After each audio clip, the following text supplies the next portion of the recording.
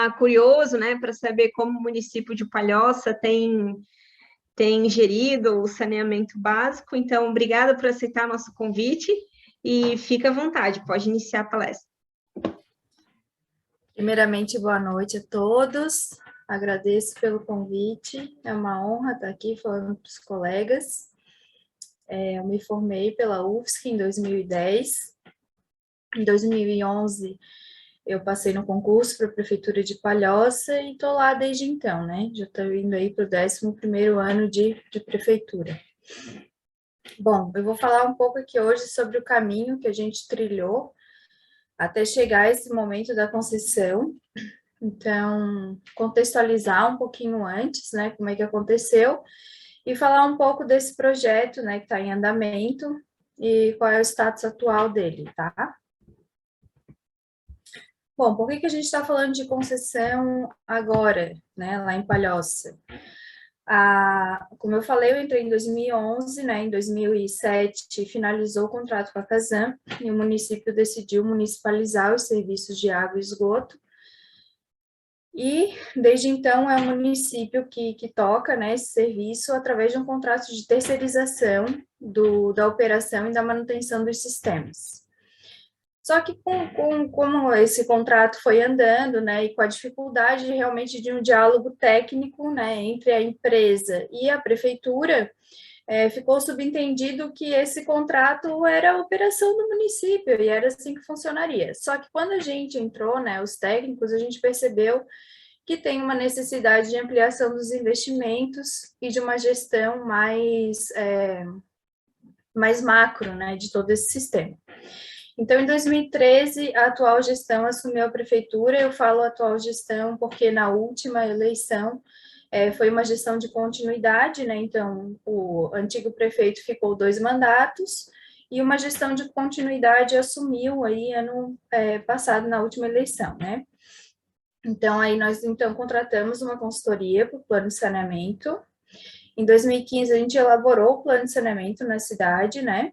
Em 2017, foi lançado um programa da prefeitura, que é o Palhoça Mais Eficiente. O que é esse programa? É um programa aí que abarca diversos PPPs e concessões no município, e saneamento está dentro desse programa como um projeto que integra, né, todo esse programa. Em 2018, o plano de saneamento foi aprovado na Câmara de Vereadores, e em 2019, então, a gente abriu um edital para receber as propostas da PMI, né, para a concessão de saneamento. Então, como eu falei, teve um término do convênio, a gente tem um expressivo crescimento populacional. Quem é aqui da região sabe que Palhoça é um dos municípios que mais cresce, e a gente não tem investimento próprio em infraestrutura de tratamento de esgoto. O que a gente tem no município atualmente é o que a gente herdou aí das loteadoras, e a gente hoje opera e mantém 13 sistemas pequenos, mas herdados, né, e não foram investidos diretamente pelo município. Bom, antes de entrar direto no nosso projeto, eu queria falar um pouquinho sobre a base legal das concessões e como é que se formula uma concessão dentro desse ambiente de prefeitura ou de algum órgão público, né? A gente tem uma base legal das concessões com diversas leis federais, e tem o nosso livro de regras principal aqui em Santa Catarina, que é a Instrução Normativa do Tribunal de Contas, que é a Instrução Normativa número 22 de 2015, que ela dá todo o regramento, né, para montar esse processo de concessão. Bom, então como é que a gente começa, né? Qual é o passo principal? Como é que isso tudo pode acontecer?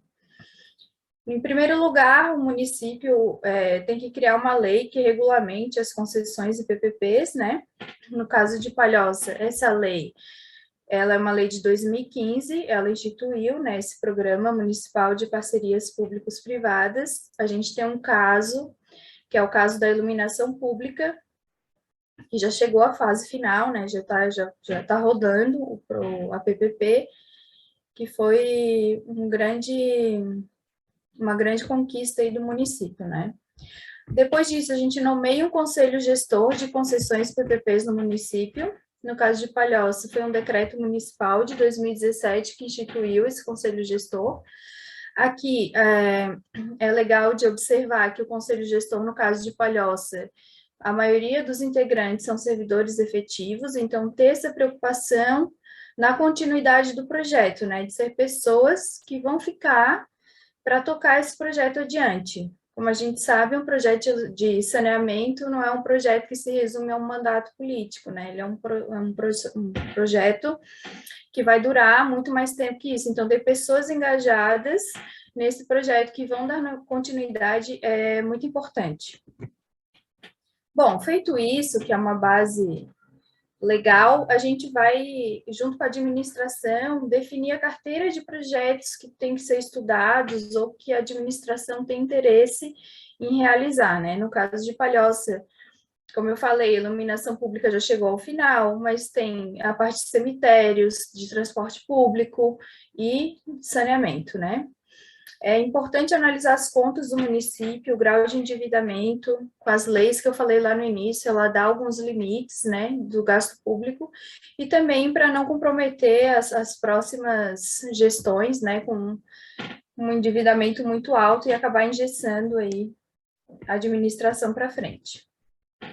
Bom, como é que a gente consegue modelar um projeto de concessão?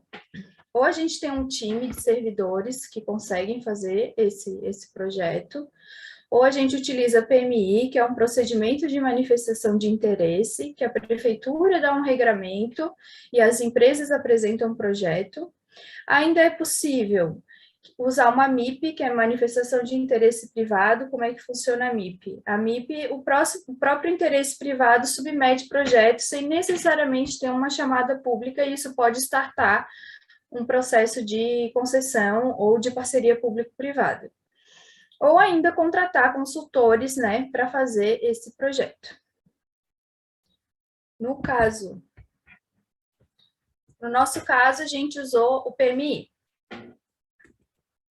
Por que a gente usou o PMI? Quais são as vantagens do PMI, né? A gente tem redução de custos com projetos preliminares, porque normalmente o ente privado já vem, né, com uma equipe bem qualificada.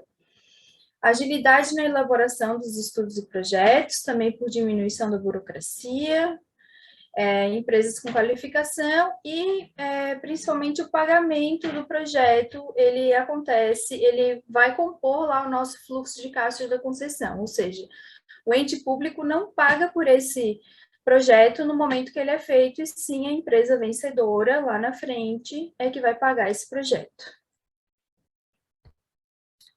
Bom, chegou nisso tudo, toda essa etapa de planejamento, né, toda essa construção, chegamos à conclusão, então, que o melhor caminho era seguir com o PMI, né? Então, a gente abriu um chamamento público no município de Palhoça para captar esses projetos aí da iniciativa privada, né? Com isso, a gente recebeu a documentação e habilitou as empresas. Depois, a gente autorizou as empresas que estavam habilitadas a elaborar os estudos e os projetos. A gente deu prazo para que isso acontecesse. Então, aqui, o que é importante, né? É ter uma equipe realmente engajada também da parte da prefeitura, porque a gente levou, né, a gente fez as visitas, forneceu dados, né? Então, a gente também se planejou para que as visitas fossem feitas ao mesmo tempo com todos os interessados, né? Definimos um calendário e aí levamos as pessoas aos locais para fazer diagnóstico. Isso tudo da maneira mais transparente, né? Para que todos estivessem ali, para que todos estivessem saindo do mesmo local para entregar os seus projetos, né? Depois a gente recebeu esses estudos e projetos elaborados pelas empresas. Aí a gente esbarra em outro ponto importante, né? Se a gente tem corpo técnico para analisar todos esses projetos. Um projeto de concessão, ele tem toda a parte legal, tem a parte técnica, tem a parte econômico-financeira, então ele é um projeto muito complexo e envolve vários setores, né? Então, nesse caso, tem dois caminhos: ou tu define uma comissão para analisar esses projetos recebidos, ou fazer o que a gente fez, né, lá em Palhoça, que a gente contratou uma consultoria para analisar e compilar os projetos.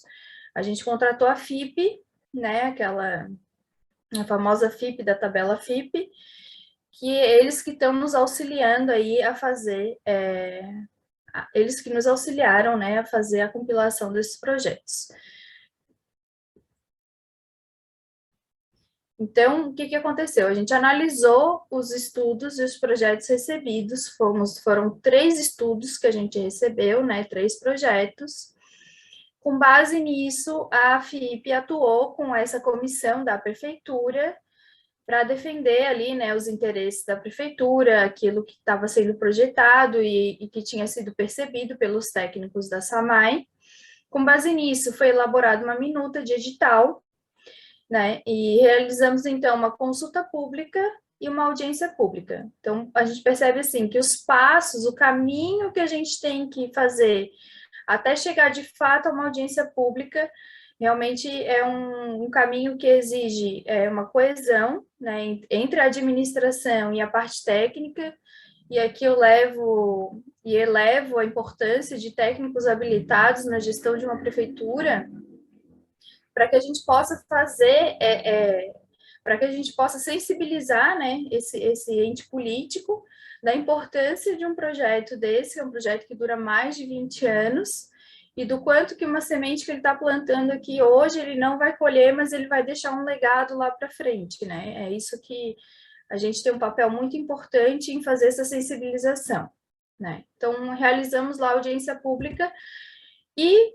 o que eu gosto de falar também, que o que faz parte de qualquer projeto, o sucesso de qualquer projeto que a gente vai fazer é ampliar o diálogo com as partes interessadas, né? Trabalhar com transparência. Antes da audiência pública, a gente teve a preocupação de conversar com vários atores desse processo, estreitar o relacionamento, e isso a secretária de administração do município fez de uma forma muito importante, né, que foi estreitar a comunicação com os técnicos do Tribunal de Contas, ir lá tirar dúvidas, ouvir, né, muitas vezes a gente cria alguns empecilhos na nossa cabeça que às vezes com uma conversa, sentando lá para conversar, a gente consegue resolver. Então, estreitar a conversa com o Tribunal de Contas, o Ministério Público, fizemos a apresentação anterior para a Câmara de Vereadores, Observatório Social, com a imprensa e com algumas entidades civis, né? Fora a audiência pública, que daí foi aberta para toda a comunidade. Depois de feita a audiência pública, a gente passou, então, a analisar os questionamentos da audiência da consulta pública, que foram muitos, né? Alguns questionamentos e algumas sugestões foram acatadas, outras foram justificadas, e a partir disso a gente elaborou todos esses documentos para a instrução normativa do TCE. Agora, falando especificamente do nosso projeto, né? A gente já enviou com a instrução normativa para o TCE e já teve um feedback deles com mais de 70 apontamentos. O nosso status atual a gente está trabalhando em alguns apontamentos que foram acatados e outros que a gente está justificando, fora que a gente foi acometido aí pela pandemia, então a gente está tendo que atualizar alguns preços, então a gente está em fase assim, de atualização do projeto para submeter ele novamente ao Tribunal de Contas. Falando um pouquinho da instrução normativa, ela é uma instrução normativa que estabelece procedimento de controle, orientação e planejamento das concessões. E isso a gente tem que tirar aqui o chapéu para os técnicos do Tribunal de Contas, porque a gente teve algumas capacitações lá com eles, e é uma equipe altamente qualificada que atua, né, nesses processos e faz de tudo assim para mitigar problemas futuros. Então, são mais de 25 documentos que a gente encaminha, né? Contendo fluxo de caixa, matriz de risco, demonstrativos contábeis, viabilidade jurídica, estudos e diagnósticos e receitas acessórias. Então, aqui eu ressalto a importância de uma matriz de risco bem feita, para a gente não sofrer lá na frente com reequilíbrios contratuais, né? que são assim, eu sempre falo que não tem cenário perfeito, né? A municipalização tem suas dores, a concessão também tem suas dores, né? A gente não pode cair na ilusão de que concedeu, tá tudo resolvido. Não, né? Muito pelo contrário. Uma matriz de risco bem feita vai evitar que lá na frente a gente sofra com reequilíbrios econômicos financeiros, alocando, né, os riscos corretamente para cada um dos interessados nesse contrato. Bom, agora eu vou mergulhar um pouquinho aqui no nosso projeto, falar o que a gente, né, desenhou aí para a Palhoça. Então, é uma concessão de serviços de um prazo de 30 anos, uma modalidade de contratação de concessão comum. Aqui é um ponto até que tem uma discussão com o Tribunal de Contas, que a modalidade de licitação que a gente colocou é técnica e preço. Qual que o que pega, né, para o Tribunal de Contas nesse sentido? É quando a técnica usa critérios subjetivos, né? Então, o que a gente procurou alinhar com o Tribunal de Contas para a gente conseguir também elevar a qualidade dos participantes de uma concessão dessa? E colocar critério objetivo na técnica, ou seja por pontuar um atestado, e isso também amplia a capacidade de participação das empresas, porque não desqualifica, né, um candidato, às vezes porque ele não tem um ou outro atestado. Ele vai poder participar e vai poder colocar o seu preço, que na verdade a pontuação é 60% preço e 40% técnica. Então, ele continua tendo grande chance aí de participar do processo. As fases da licitação são habilitação, proposta técnica e proposta comercial. As condições para participar é constituir uma sociedade de propósito específico com sede em Palhoça, garantir a execução do contrato, né, mediante o depósito da garantia, e ressarcimento dos estudos de modelagem de concessão. Como eu falei, a gente usou o PMI, então o pagamento do estudo está incluso lá no nosso fluxo de caixa. Da licitação, na habilitação, a gente tem a garantia da proposta, habilitação jurídica, né, toda essa parte documental. A proposta técnica, né, se tiver alguma antecipação de metas, né, isso também é levado em consideração, plano de negócios, e da licitação em si, a gente também tem uma base legal com leis federais e também com leis municipais. Então, quais serviços que estão previstos aí nesse nosso projeto? Então, sendo previsto serviço de abastecimento de água e esgotamento sanitário, operação e manutenção, ampliação e investimentos também em locais, né, que a gente não conseguiu fazer ainda, por exemplo, esgotamento sanitário, a cidade está totalmente consolidada e a gente vai ter que aí atender com esgotamento sanitário até para atender o novo marco legal. Como os metas gerais, a gente tem implantação do plano municipal, eliminar alguns gargalos de fornecimento de água, a cidade cresceu muito, né, cresceu de forma exponencial, então a gente tem alguns gargalos de fornecimento de água, redução dos indicadores de doença por veiculação hídrica, a melhoria da balneabilidade das praias, quem conhece Palhoça, até o Morro dos Cavalos a gente tem uma realidade bem urbana, né? E do Morro dos Cavalos até lá, Paulo Lopes, a gente tem uma situação de balneário. Então, também buscando preservar as praias. O modelo de gestão proposto é a delegação dos serviços para a iniciativa privada, sendo a agência reguladora responsável pela regulação dos serviços e a SAMAI responsável pela fiscalização. Por que a gente pensou nesse modelo de gestão? A gente pensou nesse modelo de gestão, né, como eu falei, pensando já nos prós e nos contras dos serviços, né, de concessão, ter um ente que acompanhe diariamente essa concessionária é importante para evitar problemas futuros, né, para evitar que a demora de um licenciamento atrase uma obra necessária e atuar realmente ali no dia a dia junto com a empresa, fazendo a fiscalização desse projeto. Então, ampliar também a eficiência, né, adequar os custos à qualidade de serviço prestado, então melhorar o fornecimento de máquinas, equipamentos, né, as licenças, os despesas administrativas, as despesas correlatas, todas essas são metas, né, que a gente coloca aí como metas da concessão.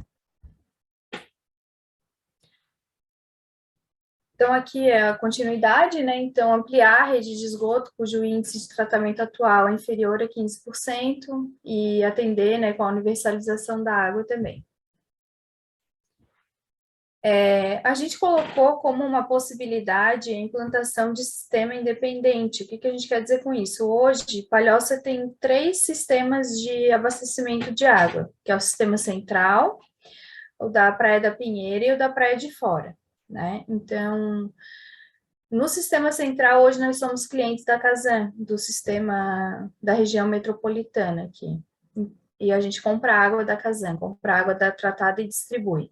Então, existe uma possibilidade de ter um sistema independente, né, da construção de uma ETA para atender essa parte central, né? Então, está lá no nosso fluxo de caixa previsto lá no ano 10.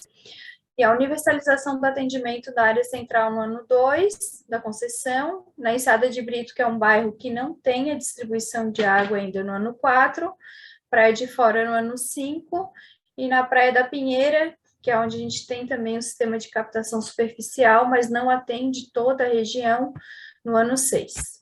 E o controle e redução de perdas é permanente. Bom, aqui uma figurinha, né, do sistema central. A gente tem 4 linhas que saem da ETA da Casan, uma de 450 milímetros, que é exclusiva, só atende Palhoça. Temos tomadas 3 tomadas de água, na de 800, uma na de 600 milímetros e uma na de 1.200, somando aí 6 tomadas de água no sistema integrado da região metropolitana para atender a parte central de Palhoça. No sistema central, o que está previsto lá, né? Uma nova captação de 855 litros por segundo para final de plano, uma nova adutora, abastecendo a área central, a universalização no ano 2, né? Sem utilizar daí dessa nova captação, sistema independente concluído no ano 11, o aumento da reservação e redução de perdas para 25% no ano 20. Hoje, a gente está com índice de perdas bem elevado no município, em torno de 50%. Na Pinheira, a gente tem uma captação superficial no Rio Cachoeira do Sul e uma ETA convencional, e os investimentos previstos são a ETA, né, ampliar a ETA. Hoje a gente tem uma ETA que comporta 170 litros por segundo, ser ampliada para 240, 20 quilômetros de adutoras, né, para atender toda a região do restante da Praia da Pinheira, Praia do Sonho e Baixada do Maciambu. A universalização prevista para o ano 6, o aumento da reservação para 2.650 metros cúbicos de água e a redução de perdas também para 25% até o ano 14. No sistema da Pinheira, a gente não tem um índice de perdas tão alto quanto no sistema central, né? Para a Praia de Fora, que é outro sistema de água do município, a gente tem uma captação no Rio Cambirela, uma desinfecção e filtração dessa água e posterior distribuição. O que está previsto lá para a Praia de Fora e Enseada de Brito? Uma nova captação. Hoje a gente já utiliza, né, o que o rio pode nos fornecer, então também é necessária uma nova captação para essa área, com 100 litros por segundo. 12 quilômetros de adutora, a universalização prevista para o ano 5, o aumento da reservação e também programa de redução de perdas para 25% até o ano 14. Para esgotamento sanitário, como eu falei para vocês, a gente tem um índice de cobertura hoje em torno de 15% de redes coletivas, né, de esgotamento sanitário, que foram as herdadas aí dos sistemas dos loteadores, né? Então, a gente dividiu aqui Sistema Norte e Sistema Sul. O que é Sistema Norte? Sistema Norte é até o Morro dos Cavalos, até Enseada de Brito, e Sistema Sul é a área das praias. Sistema Norte, atender 50% no ano 9, 70% no ano 12, 100% no ano 25. Sistema Sul, 50% no ano 14, 70% no 16 e 100% no 19. Bom, isso quando a gente modelou esse projeto antes, né, do marco do saneamento. Na revisão, isso tudo está passando por revisão para o atendimento ao marco de saneamento, embora, né, uma cidade que já está consolidada, que tem as dificuldades que com certeza a gente vai enfrentar para fazer a implantação de esgotamento sanitário na cidade, é aberto aí um debate, um diálogo, porque eu, né, honestamente, acho difícil atender até 2033. Mas, quando a gente modelou o projeto, era assim que estava previsto, né? 100% no ano 25, para garantir que até o ano 30 a gente consiga, né, estar com tudo em dia, porque se ele tem atraso, uma licença, para garantir que dentro do espaço, né, de tempo de 30 anos, a gente consiga atender o que é preciso. Como é que foi projetado aqui o Sistema Norte? 2 ETs, Sistema Cubatão e Sistema Passa 20. E mantendo 4 ETs que já existem, que são as maiores, né? Então, a vazão de final de plano de 1.200 litros por segundo e 600 quilômetros de rede implantados. Então, essas são as estações que vão manter, né? Que a gente já existem e a gente vai manter, que são aí 59 litros por segundo em média. E aí a gente tem um Sistema Norte da ET Cubatão, que são 4 módulos, cada um de 275 litros por segundo, e a do Passa 20, que é um módulo único de 100 litros por segundo. Bom, por que que está assim dentro do projeto? O município tinha um projeto de esgotamento sanitário em andamento, e a nossa opinião técnica sempre foi de que deveria ter uma maior abertura para novas tecnologias ou até novas soluções, né? Então, a gente não concorda com muitas coisas que estavam previstas nesse projeto. Uma delas é essa configuração, né, a cidade ela é dividida por uma BR, então fica complicado a gente fazer, né, interceptores perto dessa BR. A nossa ideia realmente é descentralizar esse tratamento de esgoto e trabalhar isso, né, até dentro dessa revisão, antes de submeter de novo ao Tribunal de Contas. Mas a gente também tinha que partir de algo que já existisse para poder orçar, né, chegar num fluxo de caixa, e a gente partiu disso, desse projeto que já estava em andamento e já existia no município. O tratamento proposto é o tratamento biológico, né? Então, reator anaeróbio com manta de lodo e fluxo ascendente, e, enfim, foi o proposto para chegar realmente no orçamento e definir o fluxo de caixa.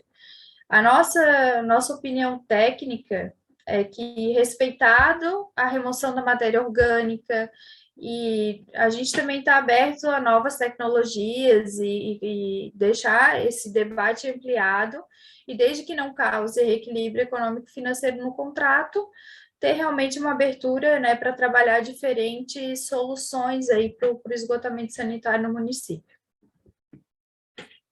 Para o Sul, a gente também previu 2 ETs, que também estavam previstas já nesse projeto, que é um sistema que pega mais bacias, né?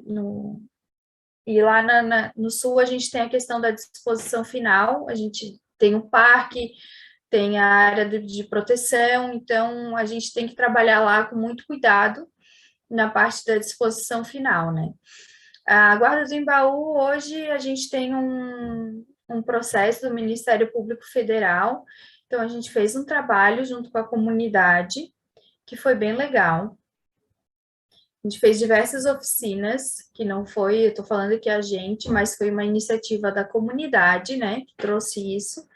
e foi na época do Plano Municipal de Saneamento Básico, muitas questões foram levantadas nessa comunidade, e a gente trabalhou em conjunto, chegando numa solução para a Guarda do Embaú, para poder liberar realmente os alvarás de construção naquela localidade.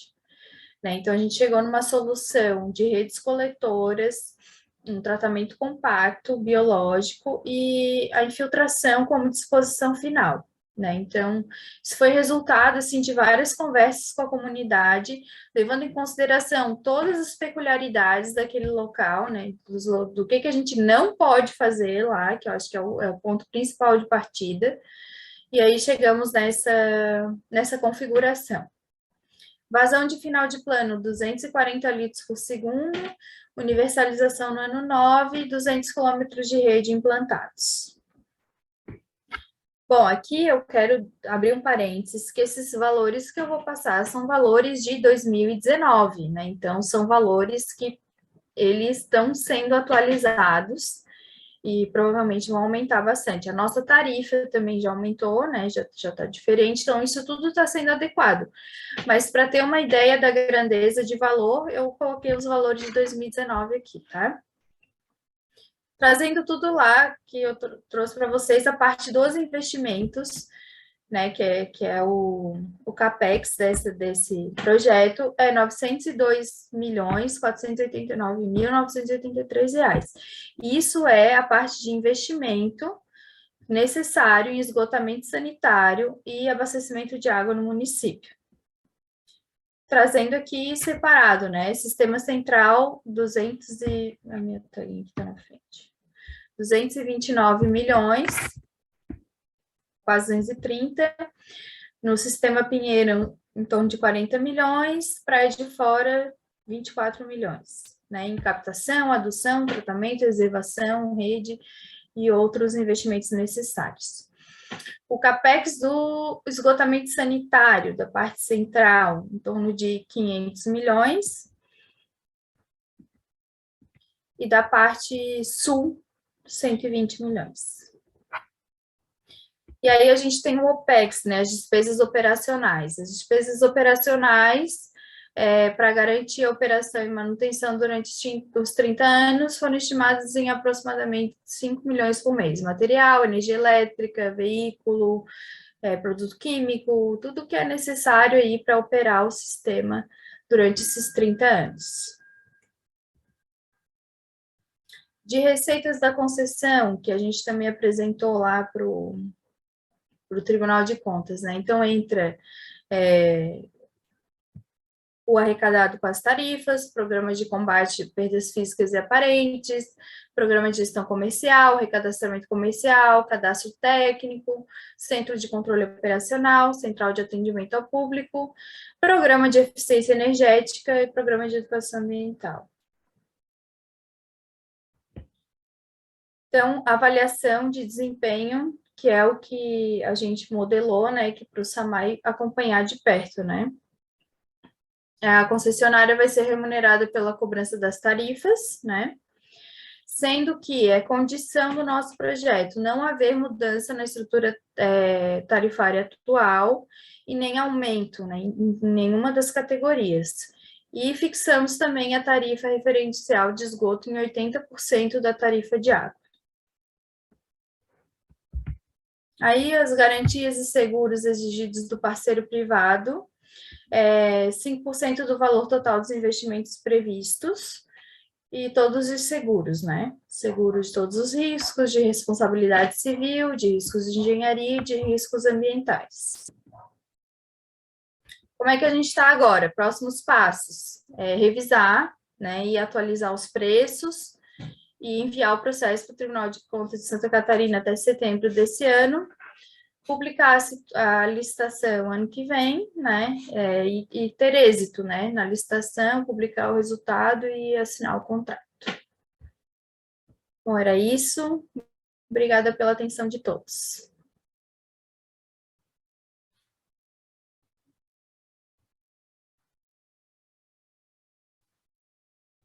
Abre teu microfone, Fábio, não estou te ouvindo. Opa, agora sim. Obrigada, Denise. Acho que a tua tua apresentação aqui ela foi bem ampla, né? Mostrando vários dados e várias informações que a gente tinha interesse em conhecer. E a Denise, a gente estudou junto quando, eu acho que faz mais de 25 Criança. anos, né? A gente era criança, no Melão, para quem não conhece, o Colégio Municipal Maria Luísa de Mello, Isso. um clássico da região do Cobrasol. E, Vinícius, a gente tem algumas perguntas bem interessantes aqui, eu deixo para te apresentar junto com a Denise. Bora.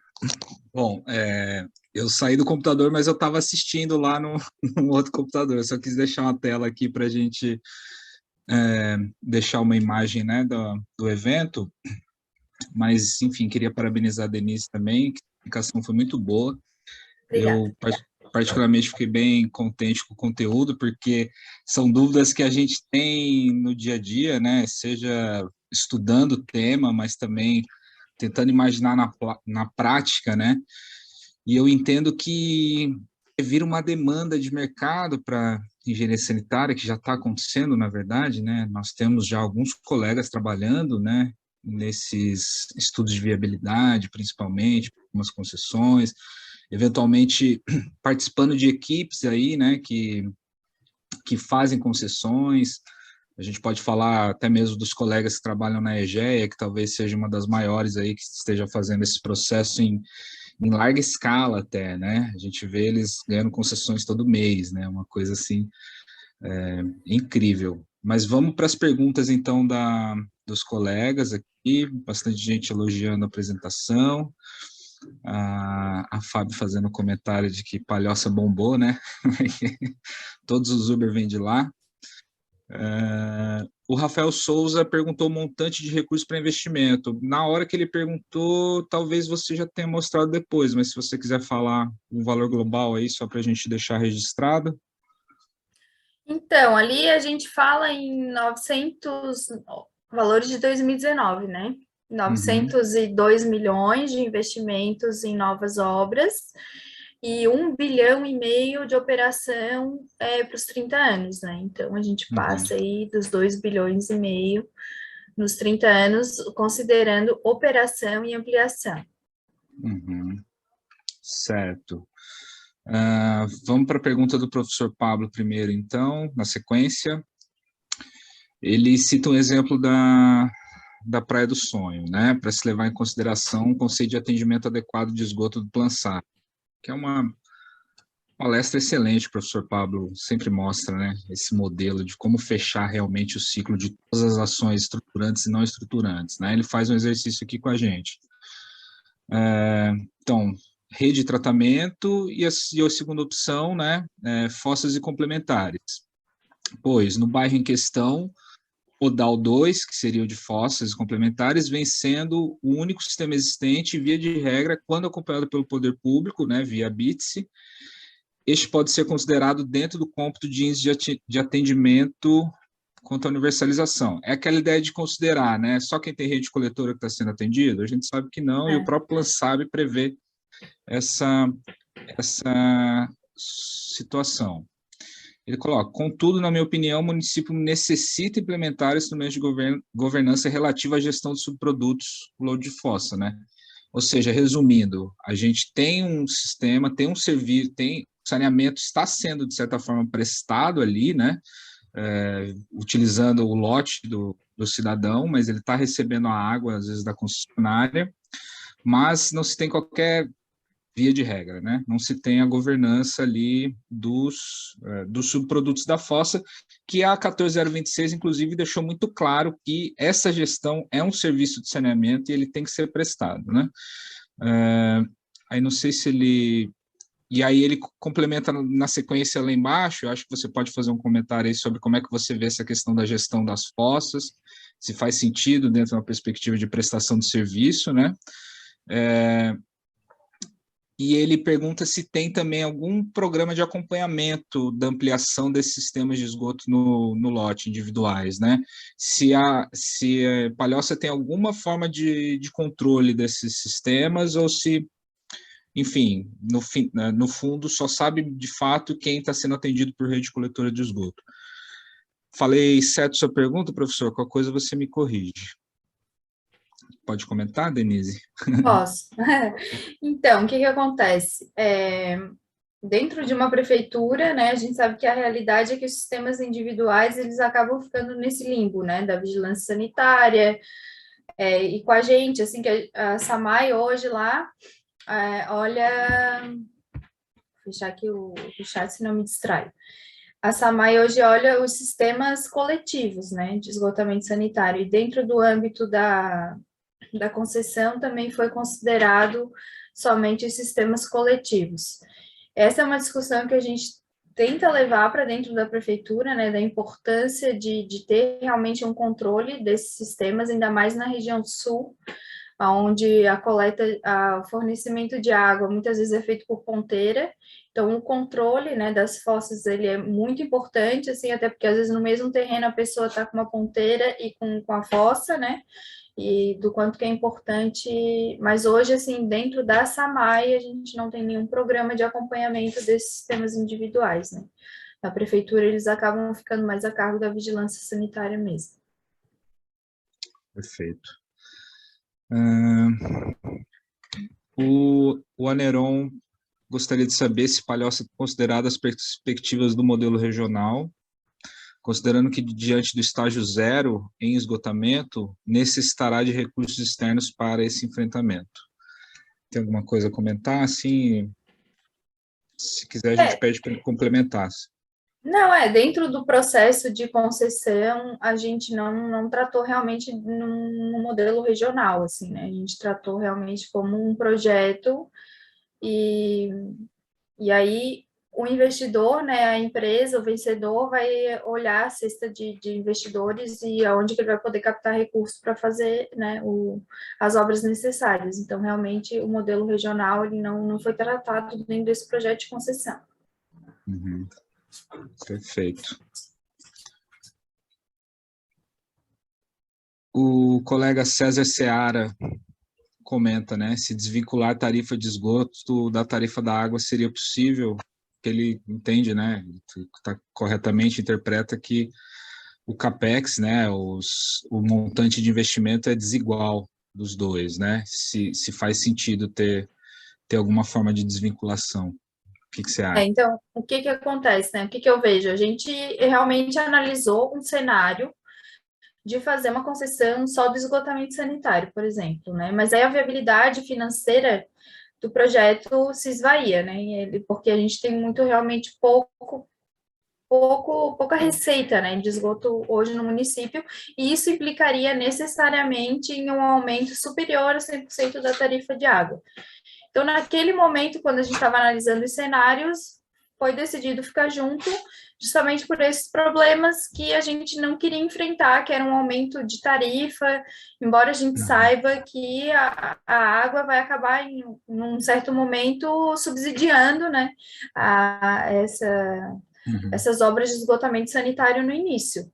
E acho que é uma questão mais de gestão mesmo, de decidir o modelo, se está a fim de comprar essa briga, né, de aumentar essa tarifa, de forma que possa subsidiar as obras necessárias, né? Sim. É bem possível controverso fazer. mesmo.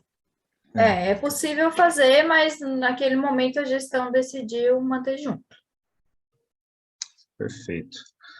Nosso colega Paulo Vila, parabenizou aí, né, pela sua apresentação. Paulinho, acho que é da sua turma, não é? Seu colega também? Aham. A gente está tudo em casa aqui. Uhum.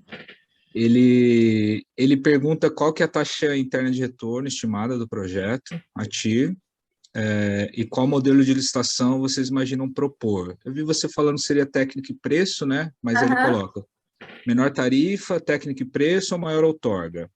Aí ele faz um comentário na sequência, né, para lembrar que a lei, na verdade, permite a universalização até 2040, nos casos de inviabilidade até 2033, né? Provavelmente fazendo alguma menção à sua apresentação.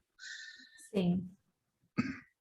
Vamos lá, a TIR, se eu não me engano, é 8%, mas eu posso confirmar essa, e depois também posso deixar o link da prefeitura, que tem todo um material, né, da PMI aqui no chat disponível para quem quiser dar uma olhada, que tem lá os estudos que a gente recebeu, está tudo disponível lá, mas se eu não me engano é 8% a TI. Qual o modelo de licitação que a gente imagina propor? É técnica e preço, menor tarifa, técnica e preço.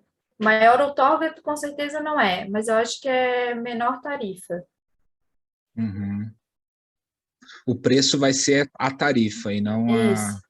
Eu não entendo tanto. O Paulinho deve ser fera, porque ele acompanha todos os processos de concessão aí que rola no Brasil, ele costuma divulgar ali com a gente no Agora, grupo. eu realmente, eu não estou lembrando, mas a técnica é ou é o menor preço envolvendo os dois, né? Capex e OPEX e menor preço. Mas eu confirmo isso, Paulinho, e boto aqui no chat, sem problemas. Agora eu não lembro de cabeça. Também.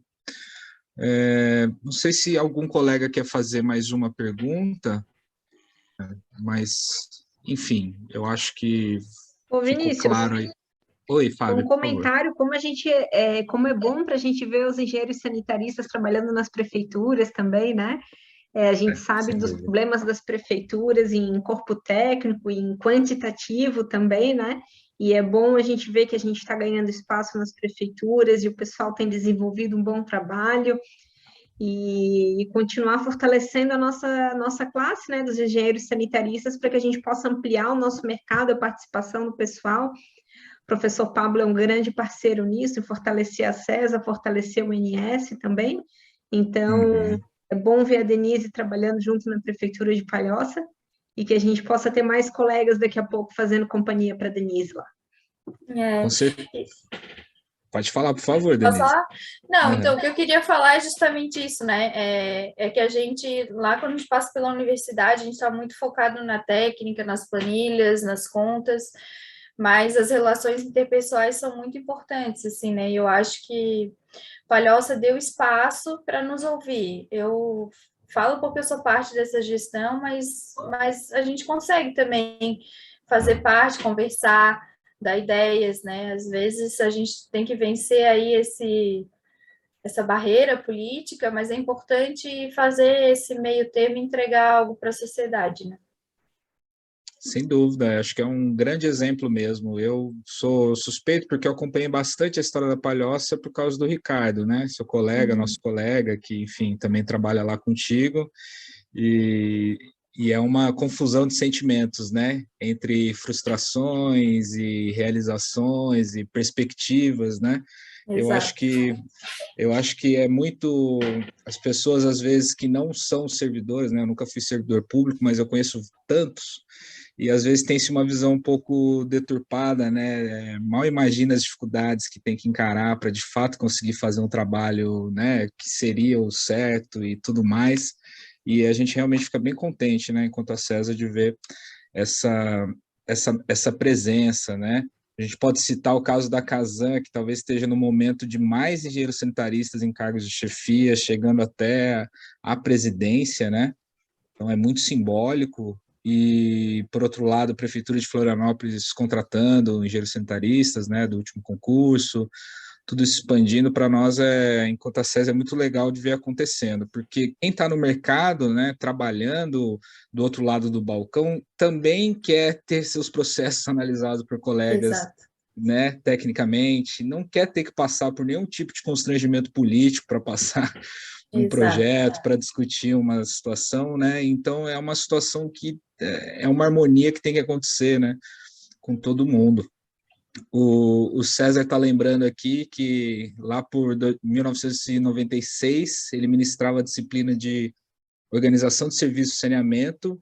Ele já afirmava que toda prefeitura, independente do seu porte, contaria com engenheiro sanitarista, né? Você vê o prognóstico que ele trouxe lá. Que bom que estamos vendo isso se confirmando, né, professor? Para nós, assim, que estamos tocando uma entidade de 25 anos já, que tem uma imensa história aí, né? A nossa entidade acho que é de 1998, mais ou menos dessa época aí. e tem um acúmulo aí, né, de pequenas lutas, essa luta por espaço, por aparecer, por ser, pelo engenheiro sanitarista ser lembrado e ser, enfim, visto como necessário de fato, né? E hoje a gente está numa situação muito melhor, realmente, seja na nossa participação no CREA, né? Engenharia sanitária e ambiental já tem 4 conselheiros, não da CESA, né? Mas de outras entidades. Nós temos a engenheira sanitarista vice-presidente do CREA, nós temos toda essa situação que só foi possível porque a gente resolveu se juntar e mostrar nossa cara e mostrar essa nossa força aí em conjunto, né? Bom, acho que basicamente era isso. Eu acho que a Denise, a gente agradece novamente, porque realmente foi um tema muito interessante. Eu acho que no YouTube vai ter uma boa visualização também, além do movimento aqui do ao vivo, porque é um tema que a gente vê, a gente tem pouco acesso, né? Na faculdade mesmo, não sei se hoje em dia os professores estão trazendo esse conteúdo, mas até mesmo sobre o que era um contrato de programa, gestão associada, a gente tinha muito pouco informação sobre isso, né? Aspectos de gestão mesmo. Vinícius, Então, e Denise, deveria ter uma disciplina na faculdade de saúde mental para implantar uma taxa de esgoto. Olha, gente, quando tenta implantar a taxa de esgoto, aí é um estresse para as concessionárias. uma optativa lá da psicologia com o serviço social, assim, um negócio de assim. preferência. Eu falo ali hoje falo com um sorriso da parte lá da guarda do Embaú, né? Mas foi bem desafiador no início. Quando a gente caiu lá, eu, Ricardo, Caríbia, a gente caiu sozinhos para fazer a audiência pública e sair de lá chorando, assim. Mas hoje é só alegria. Só que é um processo, né? Se tu não tá afim de passar por aquilo, se tu não tá afim de entregar realmente algo para a sociedade, tu desiste. Não, nunca mais eu vou para lá.